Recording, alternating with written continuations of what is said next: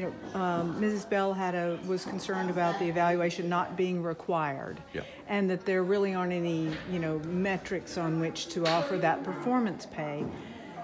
As a best practice, would those things maybe have been included? I mean, you were pretty clear in your work session about when you told them what to look for in a superintendent, you need metrics, you need this, you need that. But I didn't see any of that end up in Dr. Mackey's contract. I think that that's true, but it's not that it's not in the contract. For instance, the board may, that's the board's choice. Okay. So it may, which doesn't restrict it in any way of having it every year. So that part, to me, is not an issue. I think since we've got a little more than a calendar year than what they would do in this retreat coming up in early June, now they haven't set the date, but whenever it is, I think that question needs to be answered. Here's what we're going to do. Here's the evaluation system we'll use, and then I think it'll be straightened out. So, yeah, sure. If you said, would it have been better otherwise? Yes. Whether you say shall or will or may, but the board has complete authority to do it, and it has a little lead time here to affect those metrics as you describe them, to make sure it's a fair evaluation. And you were clear in your remarks, which I hope there will be. Did we say we will get prepared remarks, those prepared remarks? Not y'all. No, I'm going to okay, say well, board. Y'all have thanks, to snip one from them. Okay. Yes, you can have a copy, of thank course. You. All right. But you were clear that, using the term personally embarrassed about student achievement. Yeah, I am. That's pretty tough. That's why I said it. And you say it's not teachers and principals, right? That's but right. It's like, not how totally. are we going to get there? That's a long story. It's a long story.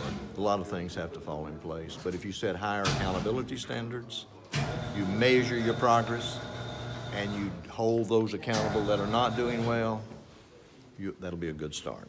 Now, the question is, talking is one thing, doing something is entirely different. So if you got a system that's not doing well, and you get out there early and say, you have this amount of time to do something or else, intervention, then I think we'll see some improvement. I hope it'll work that way. Alabama is fourth lowest in the country in property tax. Do you think funding plays a major role in academics on a state level?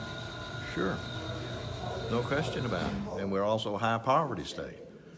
But the point is, you don't ask for additional revenues if you're near the bottom. You got to demonstrate at least you're making progress and that you've got a plan to carry you further. And, first of all, Alabama's adverse to passing property tax under the best of circumstances. And that's why you have high sales tax in places. But yes, is funding a major factor? Absolutely, yes. It contributes to many problems that we have. So what do you think is one of the major challenges facing, Eric Mackey as he takes over next week? Look at the list and pick one. I would say he's got to get very acclimated to the department. He's got to make some personnel decisions. There are vacancies and others. Make sure he's got the right people in the right spot, because unless he gets that right, he's going to run out here and do something and find out he doesn't have the horsepower behind him to do it. So I think that will be the first thing he'll do. The Montgomery intervention, the timing is critical. When you get that accreditation report sometime in the next 2 weeks, I think that's when it'll come. It's going to require immediate, severe action, and so he'll have to be involved in that. So there's some immediate things to do, but they'll have a retreat, and that'll actually give him some time to bring some things before them and see if you can get consensus that this is a priority, or these are priorities. What will be the media or public access to the accreditation review and report? It's a public document. It'll be a public report to the Montgomery Board in a public meeting, and it's a public document. We'll be notified before when it's going to come out. Well, if we have to. Yes, you'll know. Just it should be within the next 2 weeks. Okay. And I don't know. I'm not hiding. I don't know myself. Right. But that's what they said before. It should be toward the end of May. I think it's pretty much close to being ready, so just stay tuned. But it will have to be a public meeting. The advanced ed people are coming. They're sending 2 major people here to make the report.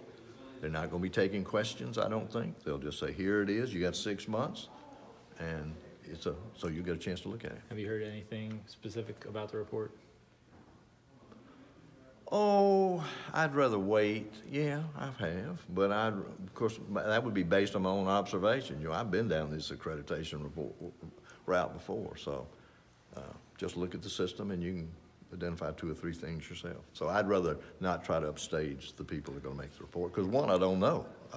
Yes, sir? Talking about the feds approving the ESSA plan? Yeah. What we did, the U.S. Secretary DeVos called the governor and said it is approved, and so that means that is totally behind us, but now we have to look at some amendments. And of course, in terms of a report card, we have to embed that into the amendments, and then whether there are any other amendments. So it's nice to have that done, because if we make no amendments, at least we are authorized to spend the $500 million for the schools that need it. Now, you kind of touched on this already, I know, with your last speech, but looking back over your time, what do you really feel, is really the state of the state's education system, now that you've gotten through your second stint as the top educator in the state? These are basic structural changes that have been made. That's all I could do in the time that I had. That's the easy part, to tell you the truth. It's not easy, but it is easier than these more complex tasks of now we know this is a problem, how do we resolve it?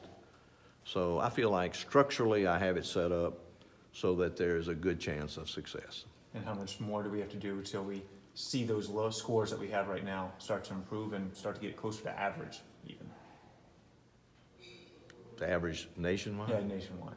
Hang on, that'll be a while. I would say to make improvements, I think within 2 years you should start to see a steady improvement. I wouldn't say the first year. You would expect it, because there are going to be some structural issues there. And then hopefully you'll see each year thereafter some more improvements. I think we've been as high as, like, I don't know whether it was 28 or it's been in the mid-30s, something like that. And so instead of being 47 or whatever we are, we can certainly get back to that level. I do not anticipate being at the national average.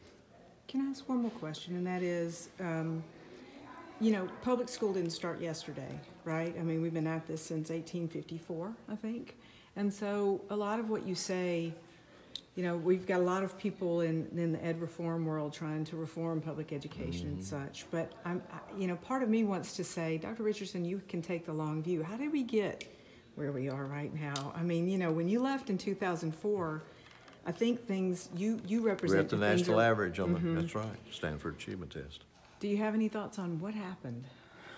Accountability standards were removed. Lack of enforcement of the requirements was not followed through on. And basically we set up an environment of low expectations. And that that's sounds it. like a grown-up problem. Oh yeah, sure it is. Yep, it was a problem. It happened within this department, and the only good thing about it is it can be easily corrected and needs to be. We've started, but we're not there yet. Okay, folks. Thank you, sir.